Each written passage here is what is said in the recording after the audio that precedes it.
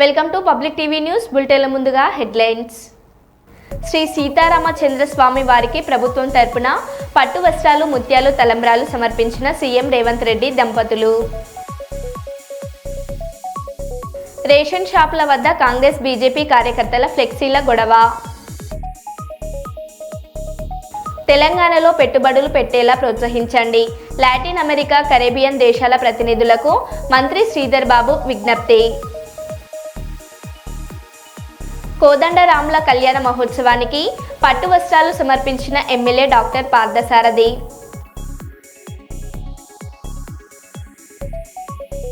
Kurnool TGV కళాక్షేత్రానికి రాష్ట్రంలోనే గుర్తింపు తెచ్చేలా అభివృద్ధి చేస్తాం. రాజ్యసభ మాజీ సభ్యులు టీజీ వెంకటేష్.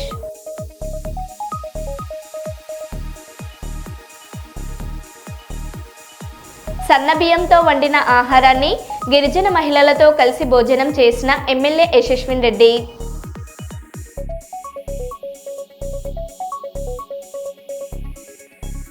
రాజన్న ఆలయంలో ఘనంగా శ్రీరాముల వారి కళ్యాణం.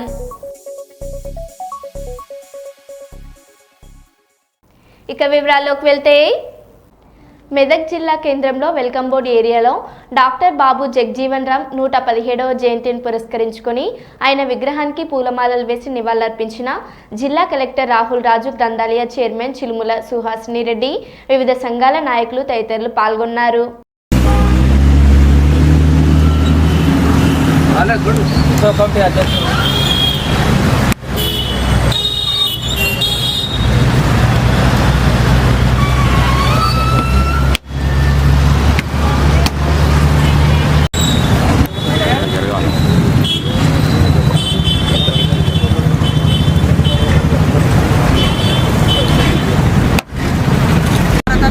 తొలి కార్మిక శాఖ మంత్రిగా మరి కార్మికుల శ్రేయస్సు కోసం ఎన్నో విప్లవాత్మకమైన మార్పులు తీసుకొచ్చి వాళ్ళ జీవితాల్లో వెలుగు నింపడానికి ఎన్నో కార్యక్రమాలు తీసుకోవడం జరిగింది.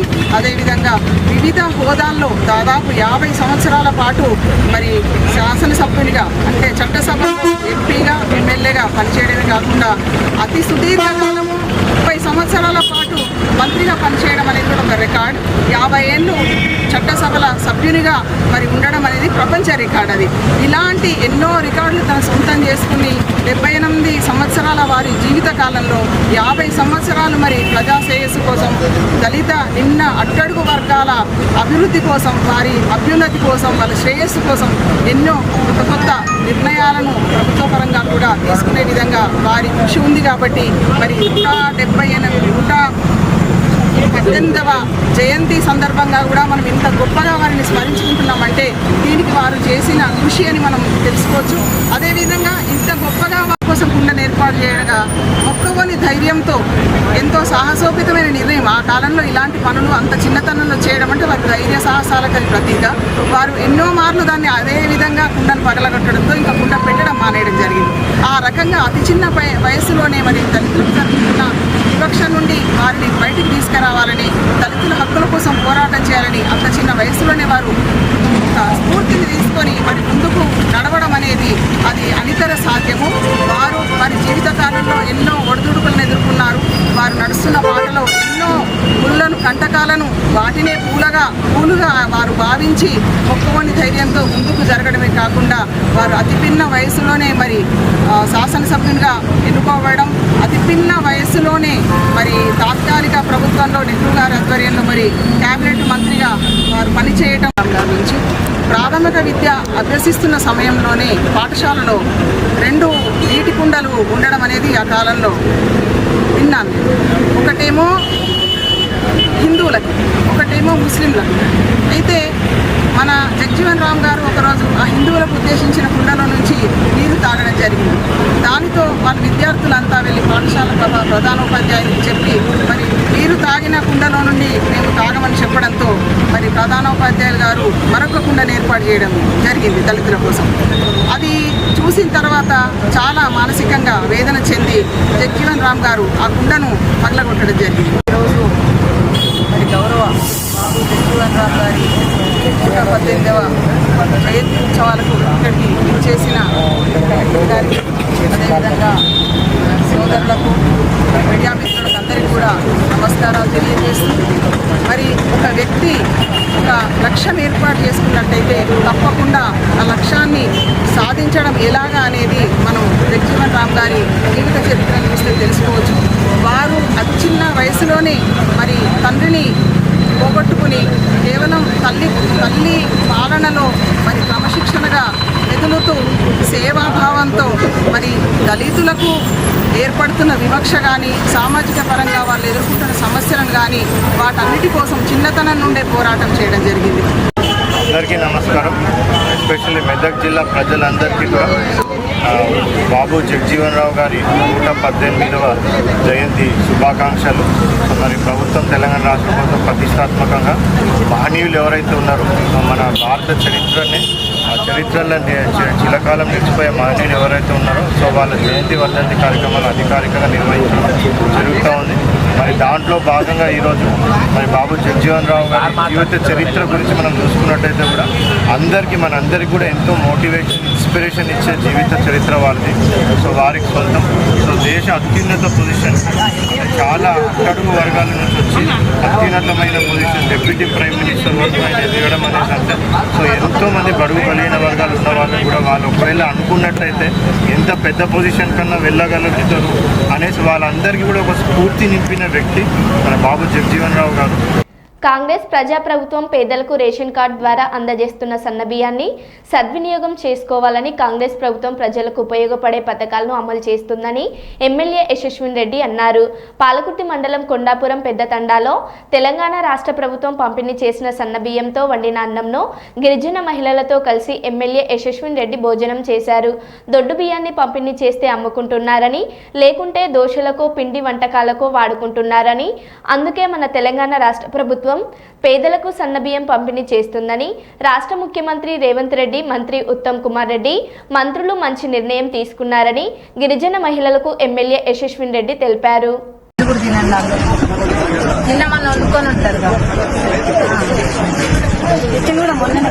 అదే మొన్ననే ఇచ్చింది.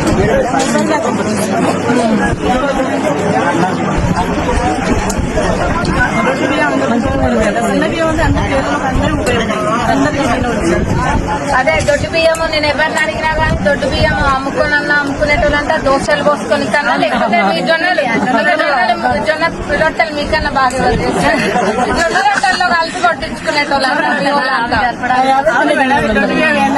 అదే దానికే వాడేటోళ్ళంట. మరి ఇది సన్న బియ్యం మనకు ఉపయోగపడితేనే సన్న బియ్యం అనేది మనం తినడానికి పనికి వస్తుంది అందరికీ. మరి మన గౌరవ ఉప ముఖ్యమంత్రి వర్యులు, ముఖ్యమంత్రి గారు, అట్లనే civil supply minister Uttam Kumar Reddy గారు అందరు కలిసి అదే ఆలోచన చేసిండ్రు. ఇంత సొమ్ము, ప్రభుత్వ సొమ్ము ఇంత పోతుంది కదా, పోతుంది కానీ అది ప్రజలకు ఉపయోగపడుతుందా లేదా? తినే తిండి దగ్గర కూడా ఇంత తేడా ఎందుకు? డబ్బులు ఉన్నోళ్ళేమో సన్న బియ్యం తినాలి, లేనోళ్ళేమో దొడ్డు బియ్యం తినాలి. కాయ కష్టం చేసి నాన్న చాకిరి చేసేది 2 బుక్కడు బువ్వ తినడానికే కదా, బువ్వ దగ్గర తేడా ఎందుకనే.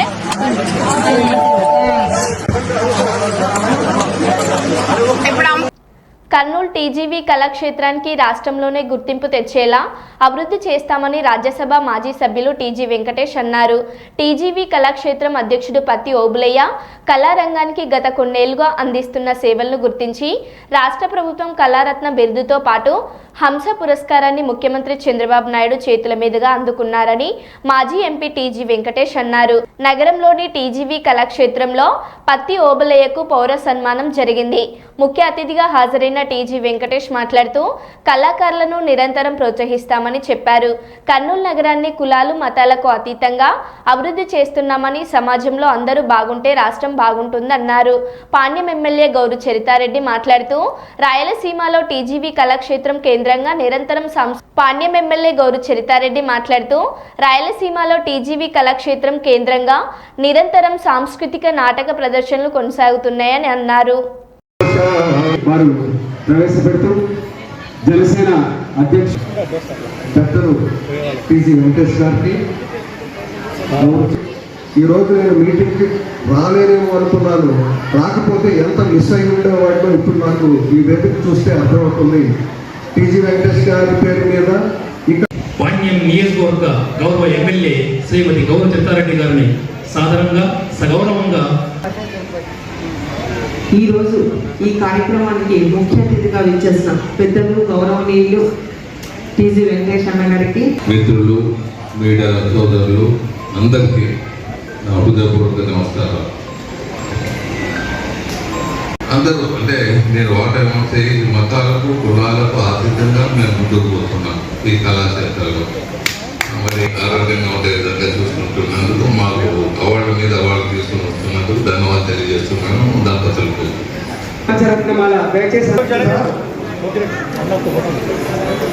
2025 సంవత్సరంలో ఆంధ్రప్రదేశ్ ప్రభుత్వం సృజనాత్మకత మనం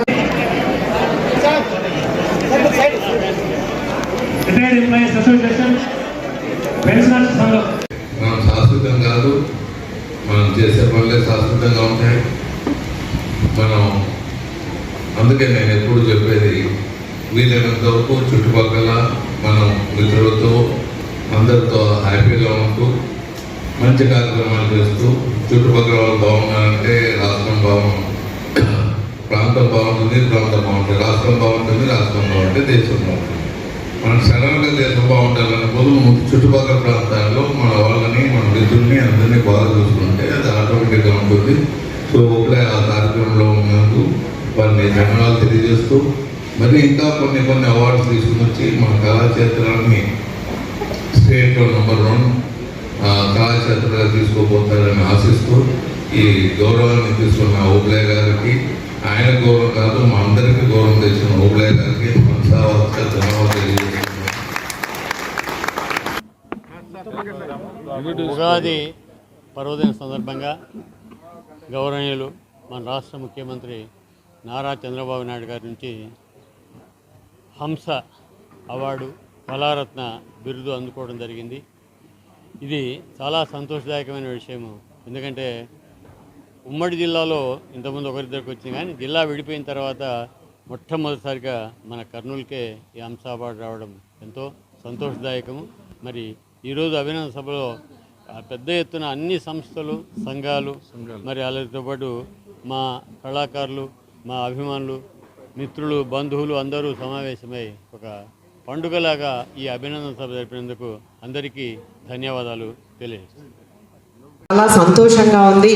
ఈరోజు కళలకు, మన కళారంగానికి మన కర్నూలు పుట్టినిల్లుగా వెలుగొందుతూ ఉంది. పెద్దలు టీజీ వెంకటేష్ అన్న గారి ఆధ్వర్యంలో టీజీవి కళాక్షేత్రలో మనం ఈరోజు రాష్ట్ర వ్యాప్తంగా ఉగాది తెలుగు సంవత్సరం నాడు ఈ కళారత్న అవార్డు రావడం చాలా సంతోషదాయకం. అంతేకాకుండా పత్తి ఓబ్లే అన్న గారు కూడా కళలకు, కళారంగానికి ఎంతో ప్రోత్సాహం ఇస్తూ ఉన్నారు. అంతేకాకుండా విద్యకు కూడా తను లెక్చరర్ అయ్యిండి ఎంతోమంది పేద విద్యార్థులకు కూడా సహాయ సహకారాలు అందిస్తూ ముందుకెళ్తా ఉన్నారు. ఇప్పుడే మనం అంతా విన్నాం, ఎన్నో కార్యక్రమాలు చేశారు అని ఆర్జ రామకృష్ణ వచ్చి. పేదరికం లేని సమాజం స్థాపన కొరకు ప్రతి ఒక్కరూ పాటుపడాలని రోజా మహిళా ఐక్య సంఘం అధ్యక్షురాలు మిసాల సుమలత కోరారు. ఈరోజు కర్నూలు నగరంలోని 48వ వార్డు రోజా వీధిలో కర్నూలు జిల్లా child rights forum secretary Chinnaiah ఏర్పాటు చేసిన ఉల్లిగడ్డలను నిక్లేష్ ఎడ్యుకేషనల్ సొసైటీ ఆధ్వర్యంలో పేద ప్రజలకు ఉల్లిగడ్డలను ఉచితంగా పంపిణీ చేశారు. ఈ సందర్భంగా రోజా మహిళా ఐక్య సంఘం అధ్యక్షురాలు మిసాల సుమలత మాట్లాడుతూ, పేదవారు పేదరికంలోనే జీవిస్తున్నారని, వారిని ఆదుకోవాల్సిన అవసరం ఎంతైనా ఉందని చెప్పారు. సమాజంలోని పేదల పట్ల చులకన భావన చూపవద్దని, వారిని ఆదరించాలని కోరారు. ఈరోజు రోజా దర్గా వీధిలో మరి పేద ప్రజలైనటువంటి మహిళలకు ఈ బీద పరిస్థితుల్లో ఉన్నటువంటి మహిళలకు ఉల్లిగడ్డలు అందడం జరిగింది. ఎందుకంటే పంటలు లేక, పనులు లేక, నిరుపేద స్థితిలో బ్రతుకుతున్నటువంటి వారి జీవనం ఉపాధి ఏమీ లేనటువంటి స్థితిలో ఉన్నటువంటి వారికి మా వంతుగా చిన్న సహాయ సహకారాలు అందిస్తూ నేను మాకు ఒకసారి ముందుకు రావడం జరిగింది. మరి వారి యొక్క అవసరాలను బట్టి నిత్యావసర వస్తువుల్లో అయినటువంటి ఉల్లిపాయలను ఈరోజు మేము వారికి అందించడం జరిగింది. కాబట్టి పేద ప్రజల్ని ఆదుకోవడానికి మానవత్వము దయాలత్వం గుణం కలిగి ఉండాలని చెప్పేసి ఈ సభాముఖంగా నేను అందరికీ తెలియజేస్తూ ఈ అవకాశం ఇచ్చినటువంటి పెద్దలందరికీ నేను కృతజ్ఞతలు తెలియజేస్తున్నాను. అదోని మండలం పరిధిలో పెద్ద తుంబలం గ్రామంలో శ్రీ కోదండ రామాలయంలో జరుగు కళ్యాణ మహోత్సవానికి పట్టు వస్త్రాలు సమర్పించిన ఎమ్మెల్యే డాక్టర్ పార్థసారథి మరియు డిప్యూటీ కమిషనర్ మరియు కార్యనిర్వాహక అధికారి మేడిపల్లి విజయరాజు వారి ఆధ్వర్యంలో పట్టు వస్త్రాలు సమర్పించడమైనది. ఈ కార్యక్రమంలో ఉరుకుంద దేవస్థానం సిబ్బంది, అదోని బీజేపీ పట్టణ నాయకులు మధుసూదన శర్మ, గోపాల్ మరియు సీను నర్సిరెడ్డి, శంకరయ్య, వీరేష్, హుసేని, కాసిం, పీరా తదితరులు పాల్గొన్నారు.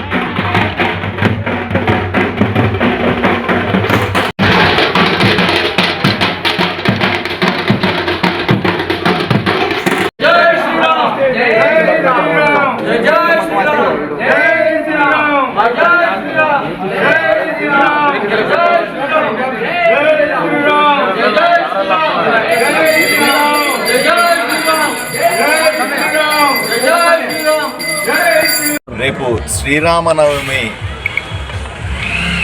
పండగను పురస్కరించుకుని పెద్ద తుమ్మలంలో రేపు జరగబోయేటువంటి సీతారాముల కళ్యాణానికి సంబంధించినటువంటి ఏర్పాట్లు పరిశీలించడానికి, అలాగే రేపు పెద్ద ఎత్తున ఇక్కడికి వచ్చేటువంటి ప్రజల సౌకర్యాలని వాళ్ళకి చేసిన ఏర్పాట్లను పరిశీలించడానికి ఇక్కడ వచ్చాను.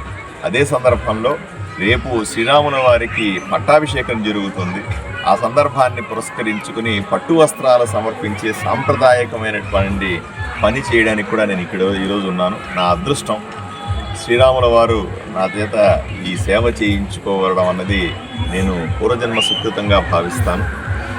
పెద్ద తుమ్మలం ఈ గుడి ఏదైతే శ్రీరాముల వారి గుడి చాలా ప్రతిష్టమైనది, ఎంతో పురాతనమైనటువంటి గుడి. ఎప్పటి నుంచో ఇక్కడ శ్రీరాముల వారి పట్టాభిషేకాలు జరుగుతున్నాయి కానీ, పూజలు జరుగుతున్నాయి కానీ, ఈ ఆలయంలో వేడుకలు జరగడం అనేది సర్వసాధారణంగా జరిగే అంశం.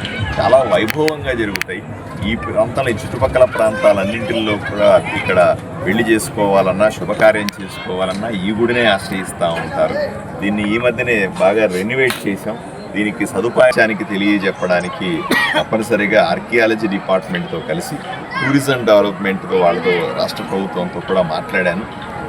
వాళ్ళ ద్వారా కొంత అభివృద్ధి పనులు చేయగలిగితే ఈ ఆలయానికి మరింత శోభ వస్తుంది. ఈ ప్రాంత ప్రజలు ఏదైతే ఆశగా ఎదురు చూస్తున్నారో ఈ శ్రీరాముల గుడిని పెద్దగా చేయాలని, మరింత వైభవం, అంటే పూర్వ వైభవం ఎప్పుడో బ్రహ్మాండంగా ఉండేది. మీరు చూస్తే ఇక్కడ ఉన్నటువంటి శిలలు కానీ, ఇక్కడ ఉన్నటువంటి రాతి కట్టడం కానీ, ఇక్కడ ఉన్నటువంటి అప్పట్లో జరిగినటువంటి కట్టడాలు చూస్తే మనకు నిజంగా ఆశ్చర్యం కలుగుతుంది. అప్పట్లోనే ఇంత పెద్ద టెక్నాలజీ వాడి ఇంత బ్రహ్మాండంగా కట్టారా అని. అత్యంత పురాతనమైనటువంటి దేవాలయం. దీన్ని కాపాడుకోవాల్సిన బాధ్యత, దీన్ని మరింత ప్రజలకు దగ్గర చేయాల్సిన బాధ్యత రాష్ట్ర వ్యాప్తంగా పక్క రాష్ట్రాల నుంచి కూడా ఎంతోమంది భక్తులు ఇక్కడికి వస్తారు. వాళ్ళందరికీ సౌకర్యాలు ఏర్పాటు చేయాల్సిన బాధ్యత ప్రభుత్వం మీద ఉంది. తప్పనిసరిగా దీన్ని అభివృద్ధి చేసే పని మీద కూడా ఉంటారు. రేపు ఏర్పాట్లు మాత్రం బ్రహ్మాండంగా జరుగుతూ ఉన్నాయి. ఈ వైపున పెద్ద గ్రౌండ్లో మనము శ్రీరామ పట్టాభిషేకం కళ్యాణోత్సవం బ్రహ్మాండంగా జరుగుతాయి రేపు. ప్రజలందరూ కూడా వచ్చి కూర్చొని ఆనందమయంగా అత్యంత వైభవంగా చేసేటువంటి ఈ కార్యక్రమంలో పాల్గొనాల్సిందిగా మిమ్మల్ని అందరినీ కోరుకుంటా ఉన్నాను. ఈ ఏర్పాట్లు సంతోషంగా తప్పనిసరిగా ప్రజలందరికీ కూడా స్వామిని మరింత దగ్గర చేర్చే ప్రయత్నం జరుగుతుందని నేను ఆశిస్తా ఉన్నాను. జై శ్రీరామ్. మంచిర్యాల జిల్లా చెన్నూరు మండలం కిష్టంపేట గ్రామంలో సన్నబియ్యం పంపిణీ కార్యక్రమంలో ప్రధాని మోడీ ఫ్లెక్సీ పెట్టలేదని కాంగ్రెస్ నాయకులతో గొడవకు దిగిన బీజేపీ కార్యకర్తలు, మోడీ ఫ్లెక్సీ కట్టిన బీజేపీ కార్యకర్తలు, చింపి కింద పడేసిన కాంగ్రెస్ నాయకులు, పలు చోట్ల కాంగ్రెస్ బీజేపీ కార్యకర్తల మధ్య ఫ్లెక్సీల గొడవలు జరుగుతున్నాయి.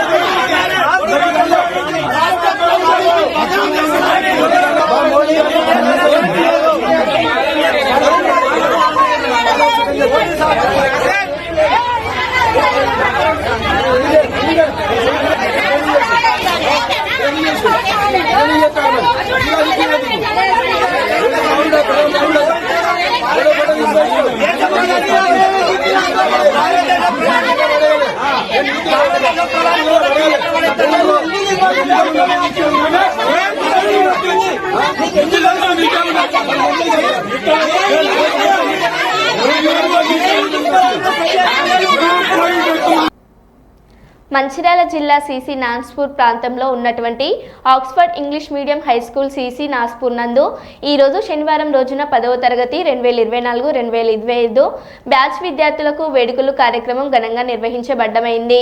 ఈ కార్యక్రమంలో విద్యార్థులు తాము 10 సంవత్సరాలుగా ఈ పాఠశాలలో చదివిన విషయాలను నెమరు వేసుకున్నారు. మంచి క్రమశిక్షణతో విద్యను అందించిన ఉపాధ్యాయురాలు బహుమతులతో గౌరవించుకొని ఈ సందర్భంగా ఈ కార్యక్రమంలో పాల్గొన్న కరెస్పాండెంట్ ఫాదర్ జోబిన్ జై మరియు ప్రధాన అధ్యాపకులు ఫాదర్ జస్టిన్ విద్యార్థులను ఉద్దేశించి మాట్లాడుతూ జీవితంలో మొదటి మెట్టు 10వ తరగతి, తమ ఫలితాలు సాధించి భవిష్యత్తులో చదువులు చదివి సమాజానికి సేవ చేసే వారిగా ఎదగాలని ఈ కార్యక్రమంలో విద్యార్థులు కేరింతలతో ఉత్సాహంగా పాల్గొన్నారు.